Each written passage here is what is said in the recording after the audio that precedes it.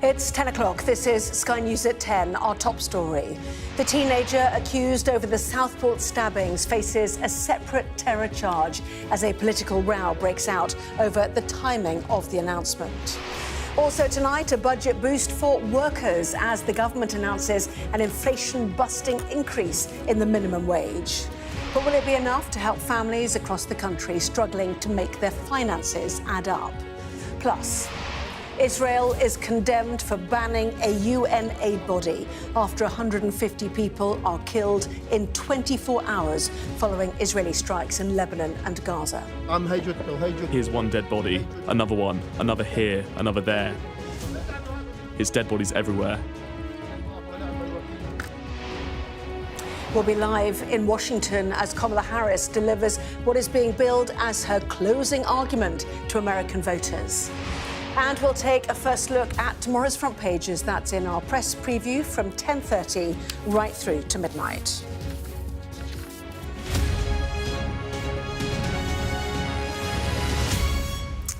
Hello there, good evening. A teenager accused of stabbing to death 3 young girls at a Taylor Swift dance event in Southport is facing 2 new charges tonight. 18-year-old Axel Rudakabana has already been charged with 3 counts of murder. But these new separate charges include one of terror after police said they found a biological toxin, ricin, and an Al-Qaeda training manual in a search of his home. Well, tonight, a political row broke out about the timing of the announcement.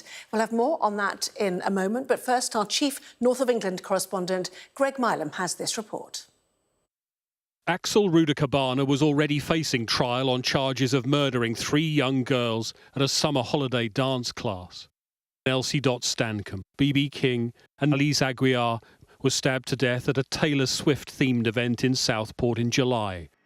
But police searches at Rudakabana's home have now led to new charges, that he produced the biological toxin ricin and had a PDF labelled as an Al-Qaeda training manual, useful, police say, to anyone preparing an act of terrorism. The Chief Constable, alongside government health and scientific experts, announced the charges, she said, to be open and transparent, but July's event still not classified as an act of terror.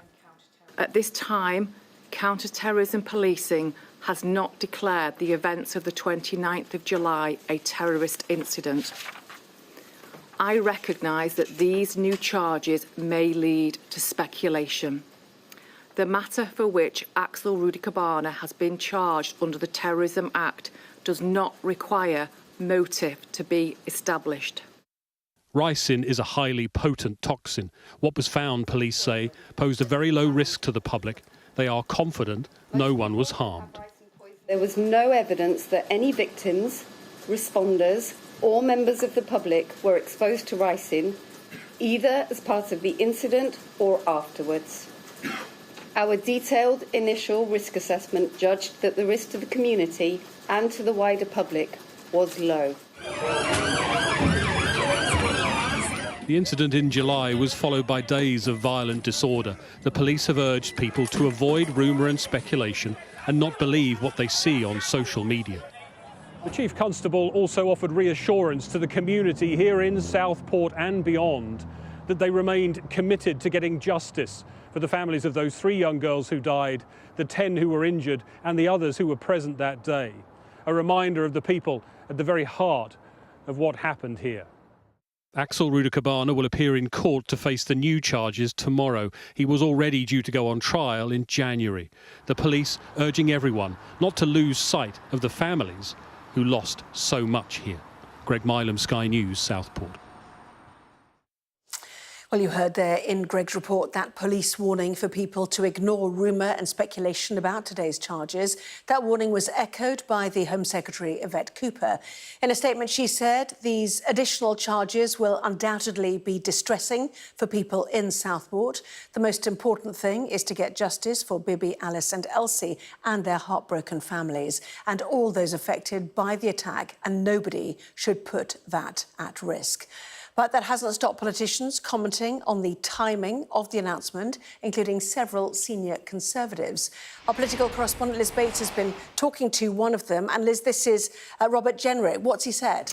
Yes, well, very soon after we had this new information released on the Southport attack, we heard from one of the final two candidates in the Conservative leadership race, Robert Jenrick. In a statement, he said that he was seriously concerned that facts may have been withheld from the public. He also pointed the finger at Keir Starmer and said he must urgently explain to the country what he knew and when about the Southport attack. Soon after that, I spoke to him in person. This is what he said. It sounds like you're asking for politicians to get involved in the legal process. No, I'm very clear. The legal process must be respected. However, the authorities and indeed the Prime Minister said repeatedly for months that this was not a terror-related incident. We know tonight that very important information was not put into the public domain sooner. The question needs to be asked on behalf of the public, why? And that is an important question because we can't allow the police and the criminal justice system to be brought into disrepute, for public mistrust to grow on an issue of such public interest. Worth just clarifying there, the Prime Minister has never commented in that level of detail, as Robert Jenrick was suggesting, on whether or not this is a terror-related incident. We have had a statement in response to all of this from Downing Street this afternoon. What they have said is, we must let the police do their jobs and let the trial establish the facts. The Prime Minister's thoughts are with those families and the local community. They also said that charging decisions, and when they are made, are for the CPS. Liz Bates, thank you. Well, this evening, Sky Sophie Ridge did an extended interview with Robert Jenrick as he bids to be Conservative leader. If you want to watch that interview in full, then do scan this QR code on your screen right now. Well, let's turn to tomorrow's budget now, with the government today outlining a positive message on investment in the NHS and a significant uptick in the national minimum wage. But a delicate balancing act remains, with the need to deliver growth, get the public finances in order and honour their manifesto promises. Here's our Deputy Political Editor, Sam Coates. Behind this door, Keir Starmer gathering his top team to sign off the biggest budget in decades. Still so many questions. Are you getting enough for health this budget, Minister? Are you going to be able to fix crumbling classrooms? Any more money for Northern Ireland in the budget, Minister? They'd wait. Not long now until a budget they say will turn over a new leaf for the British economy. But delivering change is expensive, and it looks like businesses will foot the bill. Their taxes going up, and a big increase in the minimum wage too. Double whammy. Is that fair on business? I think we're all clear that a pro-worker, pro-business approach to the economy is the right approach, and investing in your workforce is a great way to improve your productivity. The minimum wage going up nearly 7% from April next year, a victory for the unions. It's no use GDP bumping up by a couple of percentage points if people don't see that benefit in their pocket. So it's really important that we have growth that puts people at its heart. One of your big priorities is improving public services. Do you think that business ought to willingly pay more to do that? I do, and actually, so do businesses themselves. I think that most employers would recognise that a modest increase in tax that helps us fix the NHS, that helps us fix the state of our schools and colleges and local council services is a price worth paying for economic success. The voice of business less keen on that idea. I think there is a lot of fear and trepidation in terms of what we might ultimately see in the budget. Employers will face higher national insurance rates, and they're not happy. Some of the business leaders that I've been speaking to have said, look, this is a tax on growth, it is a tax on hiring. They will be looking for other measures in the budget to see where that promise of the measures to really deliver headroom to make it easy for businesses to invest. To balance the pain of tax rises, there will be billions of extra investment spending, including $1.6 billion more for the NHS to spend on surgical hubs and scanners. And she's the woman with the money. Keir Starmer and Rachel Reeves fought the election campaign on the promise that growth would be their top priority. And the test of this budget is whether that still holds. Yes, there'll be billions in investment, but we're also on the brink of the biggest tax-raising budget ever. Could this be a gift for their opponents? So much rests on the contents of this document: economic renewal, the reputation of this government, and the glimpse of a new direction. Sam Coates, Sky News, Westminster. Well, so much for the politics, but what are the numbers we should be looking out for tomorrow? Here's our data and economics editor, Ed Conway. With the budget coming up, we're about to be engulfed with all sorts of numbers, data. I want to give you just two big numbers, OK, because this tells most of the story. Ultimately, what is a budget about? It's about the difference between these two bars here. This is taxes, so the money that's coming into the exchequer, and that is spending, the red bar there. And you can see the spending, £1.2 trillion, is considerably bigger than the money coming in to the exchequer. And that is why, difference between those two bars, that's basically why we have a deficit. That's borrowing there, £122 billion. And a lot of the policy that we've had in recent years, a lot of those fiscal rules we keep hearing about, it's all about bringing those two bars so they are closer to each other, so you're not borrowing as much. And that means kind of going and thinking about what is within those bars. So look at spending. You've got social security, welfare, you've got health, you've got other departments, you've got interest and investment. And then on taxes, it's been about looking at things like income tax, national insurance, VAT. Previously, though, the easiest thing that people have cut when they wanted to bring this bar in particular down was investment. So Jeremy Hunt, George Osborne did this, and Jeremy Hunt was planning to bring investment down in order to meet his rules. Look at where investment was planned to go in the coming years. It was going to go down, down, down. Rachel Reeves says she wants to keep it higher. And that would potentially mean, you know, it's possible, but it would potentially mean billions of pounds, tens of billions of pounds, maybe £30 billion to keep it where it is right now, which, back to the big picture, means this gets even bigger. Now, one solution to try and bring these bars closer to each other is to try and raise this one. So, for instance, national insurance, that's one thing that's been mooted, higher employer national insurance contributions. An alternative, slightly more tricky way of doing it, or tricksy way of doing it, is to change the definition of those fiscal rules. And there's two rules. And interestingly, in both of them, it looks like Rachel Reeves is going to omit investment. Look, it's just disappeared from that, which means all of a sudden, the red bar is actually smaller than the blue bar. Now, a lot of people have been looking at this and saying, hang on, aren't markets going to see this as a bit of a fiddle? Aren't they going to start to panic? And they point to charts like this. This is showing the rate at which the UK government borrows right now in financial markets, and that has been going higher. And so some people are saying, look, is this a sign that markets are panicking? It's over 4.2%. Well, maybe, but maybe not, because look at what the US is having to pay at the moment on the same debt. It's going up at the same rate as well. And actually, if you compare the UK with the US and Germany, this has been the range at which our debt has traded ahead of budgets back in the past. So anything within those lines is perhaps seen as the safety zone. And look at where UK government debt is right now. In other words, markets are not panicking, which is a clear contrast with what happened in the run-up to the mini-budget in 2022. Ed Conway there. Well, our political editor, Beth Rigby, joins me now from Downing Street. So, Beth, we've waited long enough. So how big an event is tomorrow politically? Well, in the run-up to the general election, Keir Starmer kept talking about change, and this is the moment where we begin to understand what that change really is. He's not just talking about it, they're now showing it, because this is going to be an immense budget. It will be, in words of one Rachel Reeves' advisors to me, unprecedented.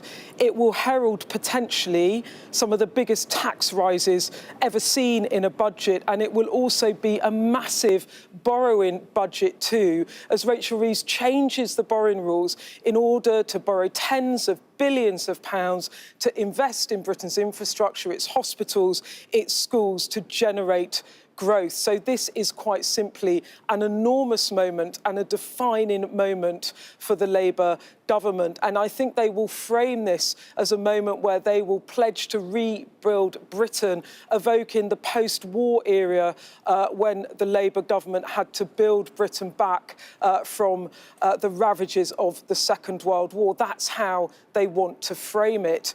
But it will be controversial too. In the run-up to the general election, Keir Starmer repeatedly said there were no plans to raise taxes. Now billions of taxes will be raised on businesses, raised on some of the wealthier in society, perhaps taxes on capital gains on shareholders, changes potentially to inheritance tax. And so that is going to be a difficult sell. I should also say that tonight the UK government's long-term borrowing costs have hit a post-election high, a sense perhaps of how markets are feeling about this big borrowing plan. So it comes with huge risks. It will face political attacks from the Conservatives that Keir Starmer is breaking election promises. What does the government hope?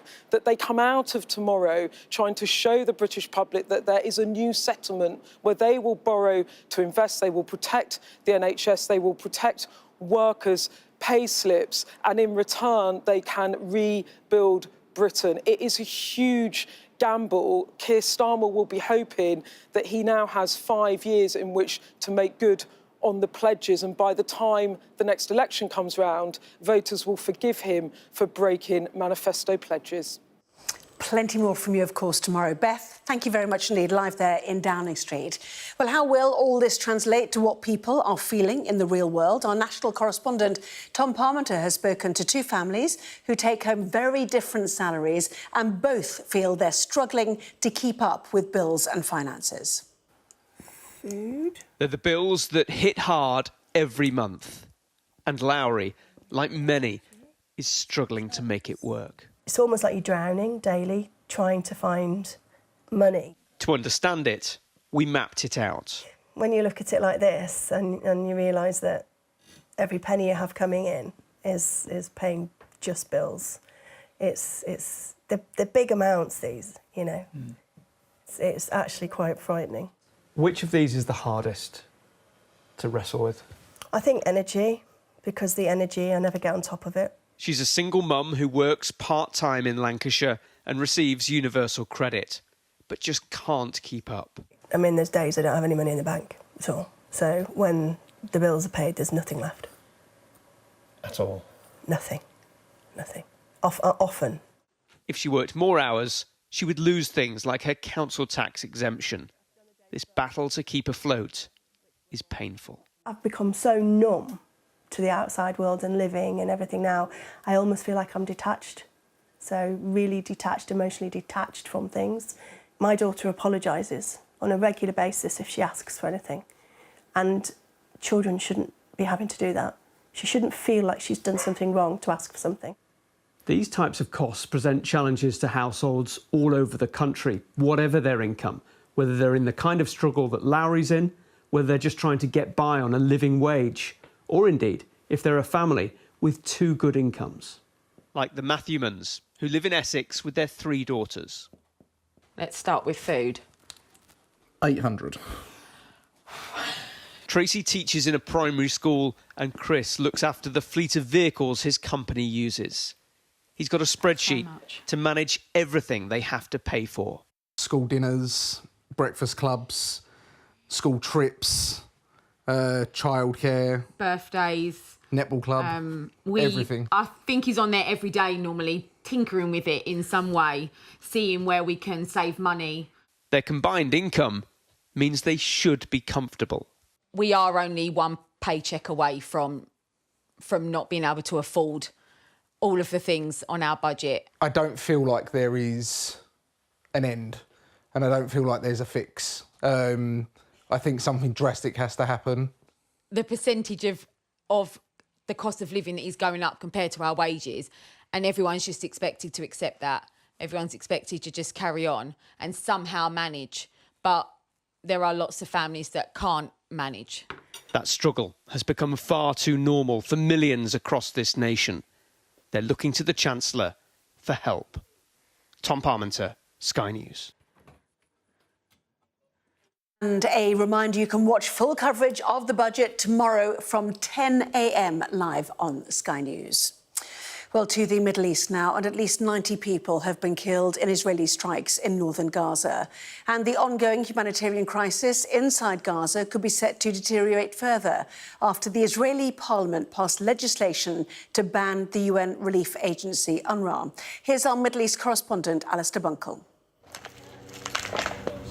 Even by the devastating destruction of this war, This Israeli airstrike in northern Gaza early on Tuesday morning was massive. It hit an apartment block in Beit Lahir, close to the Israeli border. The health ministry in Gaza said that at least 90 were killed. Dozens more were injured and many are still missing. Contorted bodies lay unrecovered where they died. And note the quiet, the absence of sirens. Ambulances and rescue workers struggled to get access. Survivors had to retrieve the dead themselves. We need to pull them out. Look, here's one dead body, another one, another here, another there. It's dead bodies everywhere. God help us.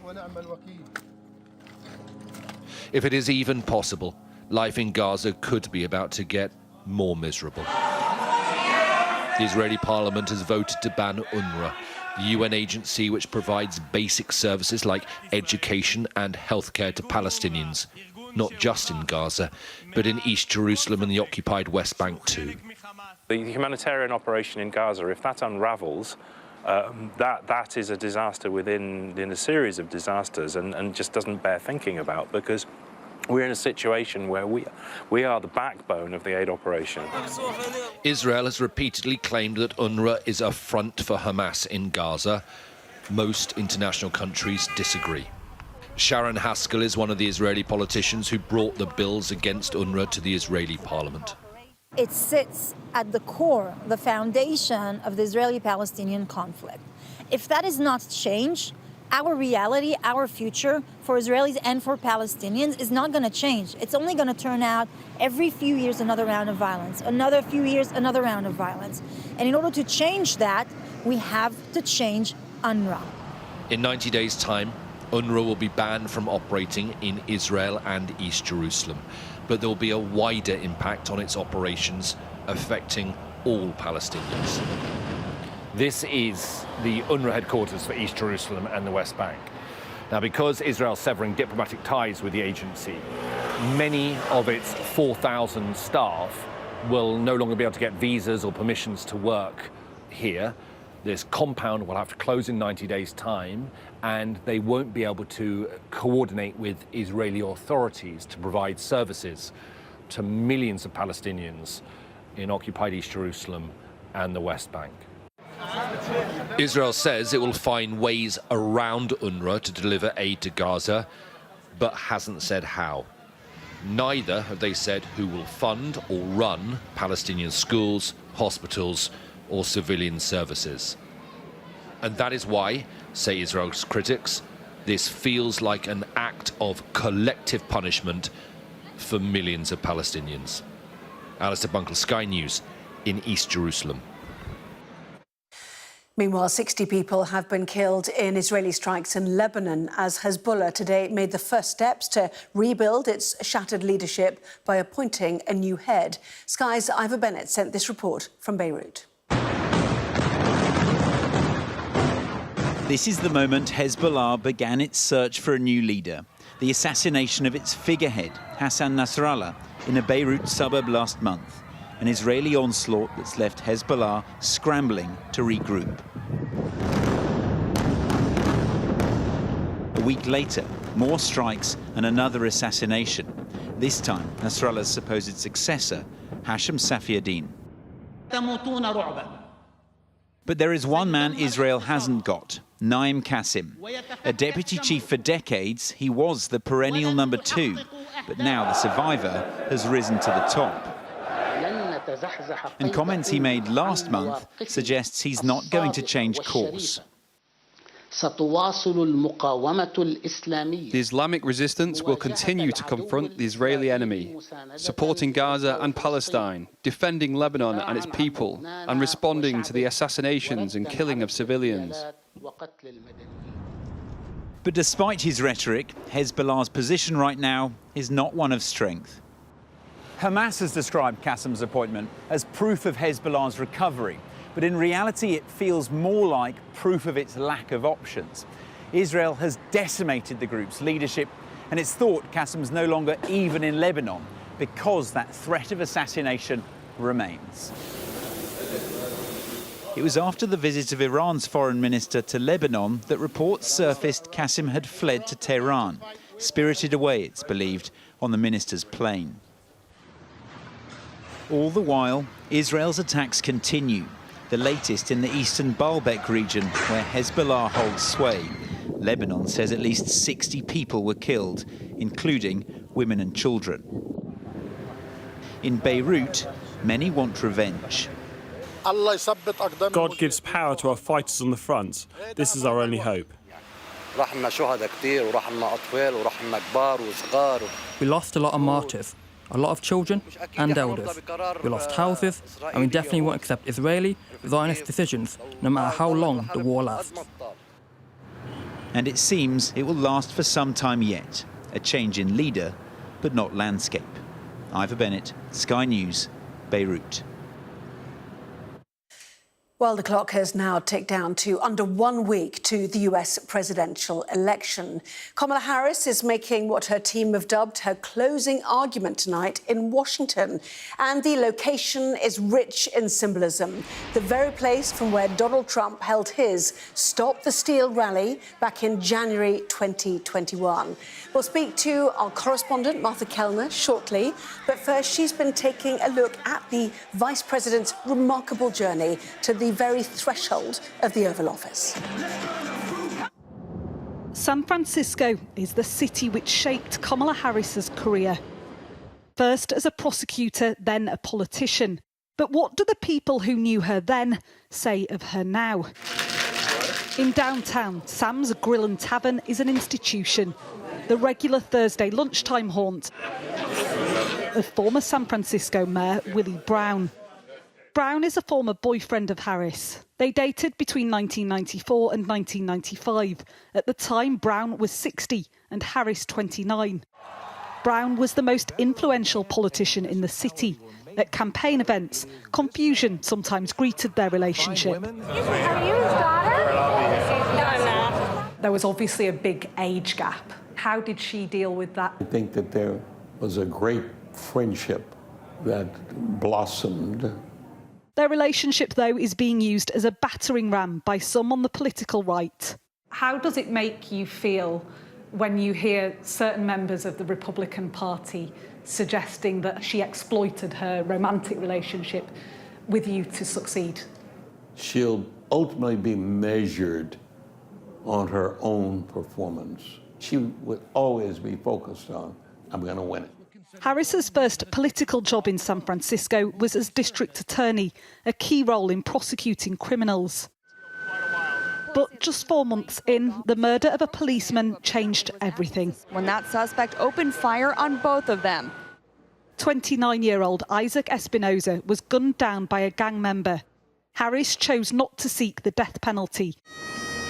The outcry from police officers was furious. It's a loss that just never goes away. Tracy McRae is head of the San Francisco Police Union. She says she'll never forgive Harris for her handling of Espinoza's murder. You keep saying, oh, you work for the victim, but you failed epically in how you treated his widow, Renata, how you treated his mother and father. McRae says Harris will never get the backing of the police union in the city where her career began. If you can't deliver at home, you're not going to deliver on the world stage. We did it. It's a criticism that's plagued Harris throughout her career, as she rose through the ranks from California Attorney General to Senator to Vice President. She's been accused of flip-flopping on policy. Her former press secretary, Simone Sanders, says it's a function of the role. A good vice president, one does not know what they do every day, right?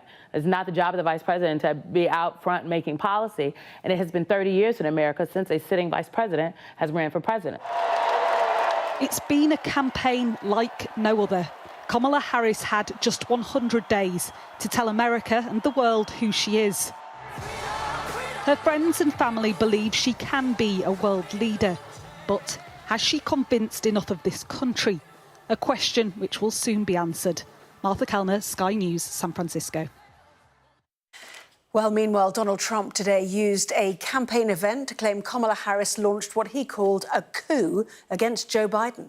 The way they took that away from him was not right. It wasn't right. Shouldn't have happened that way. They walked in, they said, we're taking it away. They stole the presidency of the United States. You can call it a coup, you can call it whatever, but they stole it. They went in like taking candy from a baby. Well, Martha Kellner joins me now from Washington, D.C., where that Kamala Harris rally will get underway later tonight. All about getting the vote out now, Martha, about contrast with her opponent, but it is tight. So what is her message likely to be, and what is the mood like there now? Well, this is a very deliberate choice of venue by the Harris campaign, Anna. We're at the Ellipse in Washington, D.C., just to the south of the White House. This is where, in January 2021, Donald Trump stood before legions of his supporters and repeated false claims of the election being stolen. You heard them just then. He's still doing it. Well, tonight, Kamala Harris will stand at this lectern almost exactly where Donald Trump stood and present what she says is a very binary choice for American voters between the chaos, she says, of the Donald Trump era and the civility that she will bring back to politics. We'll hear her repeat her biography of how she was a public servant, a prosecutor, someone who has the best interest, she says, of the American people at heart, in contrast with Donald Trump, who she will remind people is a billionaire. She will say he's only interested in enriching himself and his friends. She will say that it's time to turn the page on the chaos of Donald Trump, but she faces a real battle because these polls are tightening. They're getting even closer. It's now really, really too close to call in all 7 of those key swing states. Anyone who tells you with a straight face that they can call which way this election is going to go definitively is telling massive fibs. More from you, Martha, and from that rally later on this evening. Thank you. Well, that was Sky News at 10. Coming up, we'll take a first look at tomorrow's newspapers in the press preview. Tonight, we're joined by the political journalist Theo Usherwood and Carolyn Quinn. Welcome to both of you. Among the stories, we will be discussing this on the front of the eye. Its headline, Reeves hands a 6.7% wage rise to lower earners as millions, the paper says, face painful tax increases. Back with that and more after the break.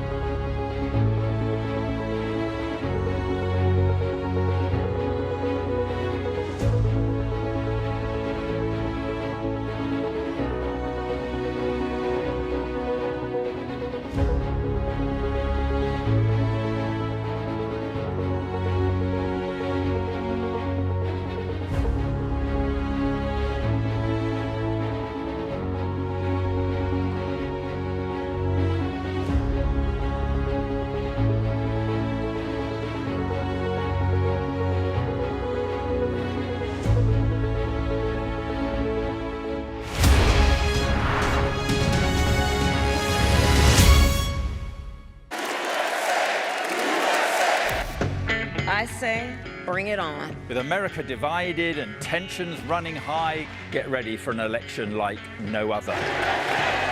Join our teams as we follow the campaign trail as America decides. We will win, win, win. Get closer to the action this US election with full reaction and analysis.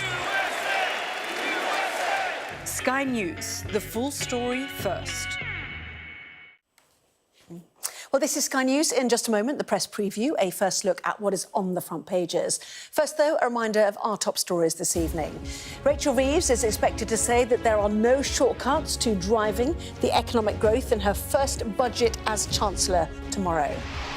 The teenager accused of stabbing to death 3 young girls in Southport is facing 2 new charges after police found a biological toxin and an Al-Qaeda training manual in his home. Israeli airstrikes have killed at least 93 people in northern Gaza and at least 60 people in eastern Lebanon. The attacks come as Israel passed a law banning the UN's Palestinian aid agency, UNRWA, from operating in the country.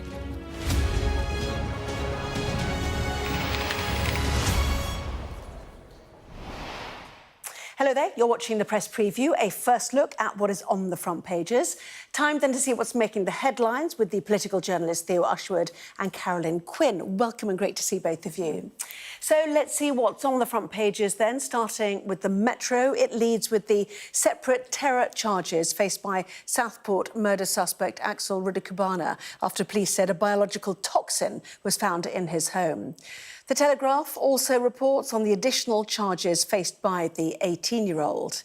The new charges against the teenager are also on the front page of tomorrow's Daily Mail. Well, The Guardian has the same story on the Southport suspect. Also featuring on the front of the Daily Mirror, as Rachel Reeves prepares to deliver her first budget tomorrow, the Financial Times reports that today government borrowing costs hit their highest level since the election. And on the front of the Eye, the Chancellor's increase of the minimum wage by nearly 7% from April ahead of tomorrow's budget. And meanwhile, The Star writes cats and dogs are just like humans in that they hate ageing. A reminder, by scanning the QR code you'll see on screen during the programme, you can check out the front pages of tomorrow's newspapers while you listen to our guests. So let's head to Theo and to Carolyn. Let's look ahead to the budget, shall we? Most people might feel they know quite a lot about what's in it. Anyway, some new stuff, not least Rachel Reeves has spoken, which we'll come on to in a minute. And secondly, earlier today, Carolyn, we finally found out what will happen to the minimum wage. And it's a big hike. Yeah, it is. 6.7% wage rise for lower earners. We can see it on the front of the Eye. Millions face painful tax increases, though, is the other side of that. Now, as you say, this was one of the measures in the budget that we thought might come, was a possibility, and has been pre-announced. Now, what will the Speaker of the House of Commons think of that? Because Lindsay Hoyle is already a bit hacked off, shall we say, about some of the announcements already coming out. But we've now got that. We know about the VAT on school fees and non-dom changes, the crackdown on tax evasion, which have been well announced in advance. But, of course, now we're waiting for those final measures and those big measures that will raise the taxes and bring in the money that Rachel Reeves is saying that she needs, because those measures I've mentioned already, bring in about £9 billion. We're hearing that she needs £35 billion through tax rises or spending cuts to balance the budgets. And the IFS was saying during the election campaign that there was a conspiracy of silence over how much there would be a need for tax rises and spending cuts. So tomorrow is going to be the moment of reckoning. Well, we call it embargoed words. They've been released at just a few moments ago. Rachel Reeves will pledge to put more pounds in people's pockets, to fix the NHS and grow the economy. She will say there are no shortcuts to driving the economic growth that Labour has promised to deliver other than to invest. Because crucially, apart from being possibly the biggest tax-taking budget we have ever seen, she's also changing the fiscal rules in order to borrow more money. Now, the accusation against Labour has always been that they're tax and spend. She seems to be doing both in this budget. Yes, and just to pick up on, Rachel Reeves there saying, Keir Starmer during the general election campaign adamant that they wanted to go for economic growth.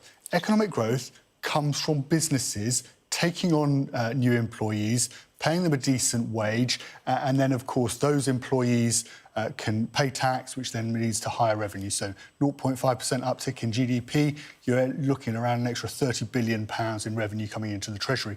But, of course, with this increase in the national minimum wage up to £12.21, 6.7%, it is going to be businesses that are going to have to bear the cost of that. And if you're looking at splitting the national insurance, which is, of course, a potential breach of the manifesto, the Labour manifesto, because they said they weren't going to increase national insurance. Now it's looking like it's going to go up for employers' contributions. It is going to be businesses who are going to bear the brunt of this budget. And are they going to, when they're coming down, when it comes down to brass tacks, and they're thinking about taking people on, are they going to be willing to take on new employees with the added cost of the national minimum wage going up and, of course, the national insurance contributions? And that's a gamble for Rachel Reeves because, of course, while wages are going up, people, you know, with this measure, the government would hope that people would feel better off. It only works if businesses are able to grow, set up shop. You know, can that business go from somebody coding in their own bedroom to being a new tech startup? Those are the sort of decisions that people want to, you know, small businesses are looking at, and whether they're willing to do it. Yes, the big businesses probably, you know, they know what's coming. They've got the measures in place. They'll say, well, we welcome this. We want to treat our workforce, you know, correctly. But as you say, for a small business, they've got big decisions ahead of them. And while Rachel Reeves, you know, she's got a number of gambles on her hands, hasn't she? She's got to reassure people, as you say, Theo, that things are going to get better after a difficult start and that there will be improved public services and people will feel that they're not being taxed in their pockets and their pay packets. Also, how can her new fiscal rule changes and increased borrowing, what effect will that have? Could that risk spooking the market? Well, let's look at the FT while you speak. Yeah. Do carry on. Anyway, their headline is UK borrowing costs hit a post-election record on the eve of Reeves' first budget. But do continue. Well, that's the point. It's the gamble. Maybe not now, but if the borrowing is increased, as Rachel Reeves has now allowed herself to do, up to 50 billion, although she's not expected to use all of that after changing her borrowing rules. But it could potentially lead to maybe higher interest rates in future, higher mortgage rates. So people will be watching that very, very carefully, and the markets will be watching. Of course, the argument about announcing it beforehand is that it doesn't spook the markets in the way that the Liz Truss changes did when they came with no warning. At least the markets have had time to get used to this. Which is maybe why they've told us so much information about what's coming. I mean, what the FT is reporting, the 10-year year yield is as high as 4.3%. Yesterday, and that's the highest since June. But Ed Conway, your economics editor, in his report pointed to the fact that actually the current, those current bond yields, they're actually within the normal range.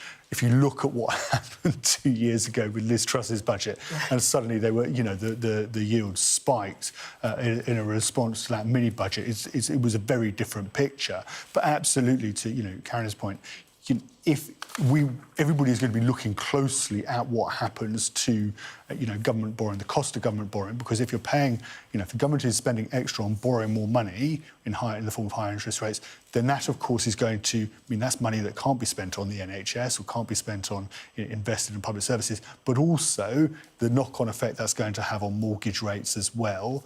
If the government has to turn, if we end up with the impact of that being felt across the board, and whether people actually and there have been some warnings that you could see interest rates go up by another 0.5 percentage point, while the trajectory at the moment, of course, has been downwards.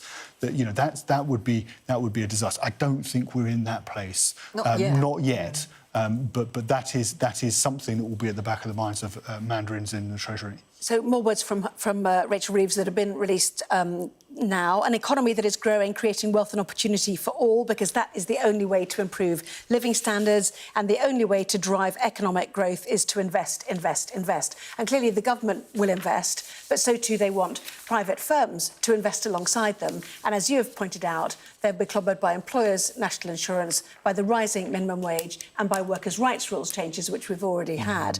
In the meantime, what about the rest of us in terms of taxes? Capital gains tax on shareholders, possibly, inheritance tax changes. Certainly all over social media, farmers are stating their case already, waiting to see what will happen there. And the thresholds. And the thresholds, which is a really big amount of money. The old stealth tax. The old stealth tax. Raising its The head Conservatives said, you know, thresholds frozen until 2028, expectation, or it will go up to 2030, which is a long time for thresholds to be held.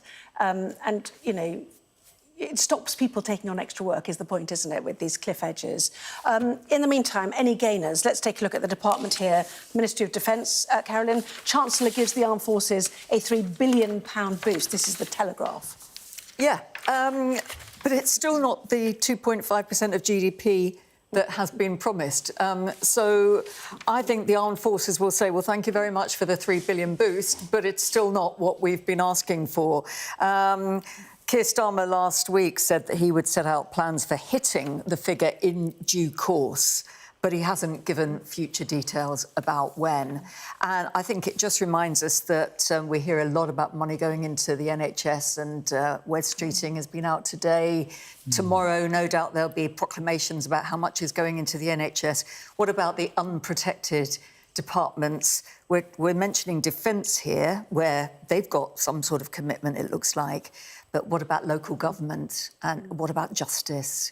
And they are braced for difficult times ahead. Well, let's see if we can find the answer to that in the double-page spread in the Times, which is nearly everything that we know so far, including employers' national insurance, if I read down the column, freeze income tax thresholds, which you've just brought up, capital gains tax, inheritance tax, private schools, non-DOMs, private equity, minimum wage, we've just discussed, is the new thing today, fiscal rules, the changes to that to allow them to borrow, the NHS, we know they're going to get billions more, housing as well, 500 million extra given to Angela Rayner. Benefits as well. Rachel Reeves warning of difficult decisions on welfare and will press ahead with Tory cuts to incapacity benefits, for example. And transport too. The Chancellor expected to give the go-ahead to bring HS2 to Euston after the London element of the line from Old Oak Common was scrapped. We kind of knew about that as well, didn't we? Yes. Why do we know so much about what's in this budget? Are they scared about the reaction? I think what the government is trying to do is that they wanted to make sure that they had that lead-in, so they're going to put their figures through the OBR so they could review their complete plans. And what has happened, of course, is that has led to a significant lead-in. They could easily have done this budget towards the end of September. Of course, there would have been probably a bit of a clash with the party conference season. But you're quite right to say that by going long with this budget, by trying, you know, by portraying it, you can see the upside, portraying it as a complete review of the finances, the inheritance, the black holes. They've been able to do all of those things and set, you know, the narrative. But actually, what's happened is that by leaving it so late, that actually they've lost a consistent message about what they're trying to do and why they're trying to do it. And I think that's problematic. And of course, it has just opened up this, continually people asking, well, what about this or what about that? Giving everybody the chance to lobby for their particular interest. And that is problematic because I think there are just going to be many unhappy people by tomorrow afternoon. Including, I was just going to say, including Jeremy Hunt, because the Office for Budget Responsibility is looking into the £22 billion black hole, and he's got a lot to say about that. Yeah, he says that the OBR is at risk of taking sides and being political by producing its report, and that it will be used by Rachel Reeves to justify her argument about a £22 billion black hole. Carolyn, I need to move on if you don't mind. We've got lots more to pack in the next part of our programme, including Russia and Ukraine are reportedly in talks to stop striking each other's energy plants during the winter. Discussing that and plenty more after this.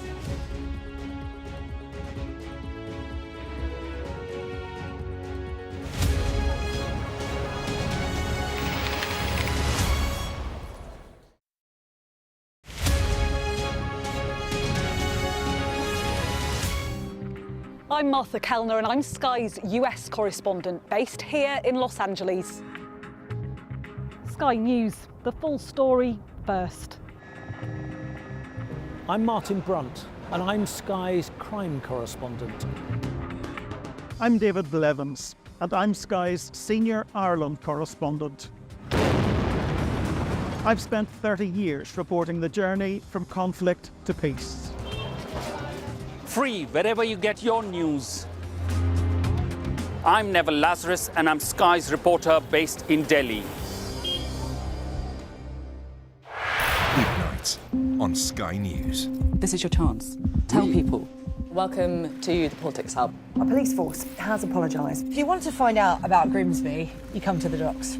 I'm live in Jerusalem. Are you not concerned that that could lead to all-out war? Hello there, good evening. There are fears of an upsurge in violence. What's at stake here? You are watching the press preview, a first look at the front pages as they arrive. Our app gives you the very best of Sky News wherever you are. Breaking news, videos and analysis. Evidence of the crisis. Podcasts, watching us live. Live here from Washington. Wherever you get your podcast. All in one place. And all at just the touch of a screen. The Sky News app. Get the full story first.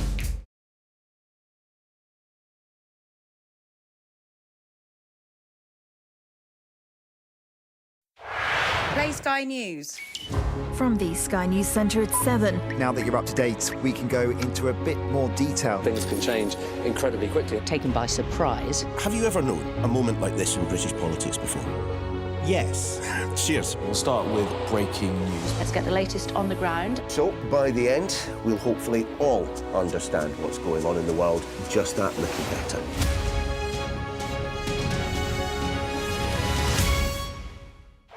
I'm Katie Spencer and I'm Sky News' arts and entertainment correspondent. As a team, we've interviewed some of the biggest stars in the world, the likes of Tom Cruise, Brad Pitt, Sir Elton John. We try to give you an honest sense of how these people really are. There's always more to the news than a headline. We want to discover, to delve a little deeper, to find out what's really going on. Explanation, analysis, the people at the heart of every story. I'm Neil Patterson, and this is the Sky News Daily Podcast. So, by the end, we'll hopefully all understand what's going on in the world just that little better. Available wherever you get your podcasts. We've got your Sunday mornings covered. From the front page and the sounds of the streets to the voices of the people who make the major calls and big picture politics beyond Westminster. We'll put you at the heart of our story. A new start to Sunday. I'm ready. Are you? Join me, Trevor Phillips, Sunday mornings on Sky News.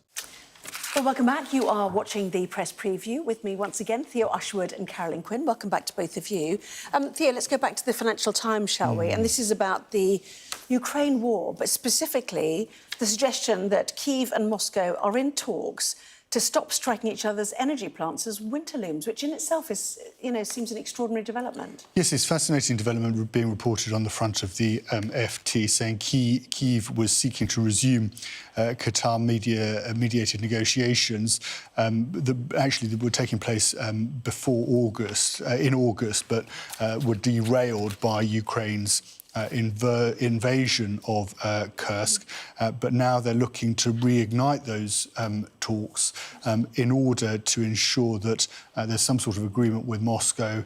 Obviously, winter looming, particularly cold right across Eastern Europe, to ensure that there's some sort of tacit agreement that they don't strike each other's energy facilities, which of course would have a huge knock-on effect on their respective populations. I mean, is it going to be a moment where actually this could be built upon to try and find some resolution? Of course, very much in the minds, in everybody's minds, certainly in trying to find some sort of negotiation. It's about, what happens in next week's election, US election. Yes, well, let's talk about the US election, shall we?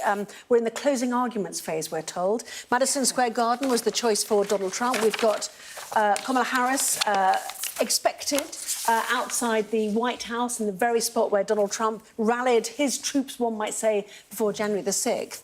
Trump and a Reich messes the Mirror's take on this, accusations of, racism, which might have an impact on certain demographic groups in the election, Carolyn. Yes. There has been a lot of fallout, hasn't there, from the Madison Square Garden big Trump rally where Tony Hinchcliffe, the comedian, talked about a big floating island of garbage. That's Puerto Rico. And obviously there has been a lot of complaint about that from Republicans as well as from Democrats and from people who feel personally affected by that. When Donald Trump gave his news conference in Mar-a-Lago, he didn't apologise for that. And that's very much in the Trump playbook, isn't it? You know, never explain, never apologise. But he has tried to counter some of these other allegations. For example, his former chief of staff, John Kelly, a really well-known and well-respected military figure, had said that Donald Trump he did have fascist ideals, or he believed in fascist ideals. He has said now, Donald Trump, I am the opposite of a Nazi. He's forced to deny accusations that he's a fan of Adolf Hitler. Carolyn, Theo, great to see you both. Thank you very much indeed. Thank you. More from both of you in the 11. Plenty more coming up too of Kamala Harris's rally in Washington as she makes what could be one of her final pitches to voters.